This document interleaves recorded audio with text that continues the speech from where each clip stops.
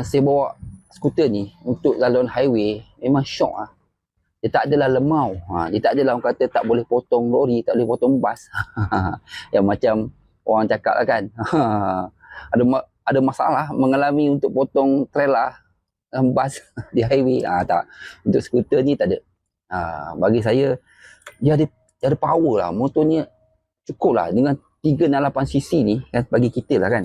Atas highway dapat 14, 15 dan 15 lebih boleh pergi lagi. Saya rasa cukup seorang rider ni. Saya rasa limit kelajuan tu dah cukup.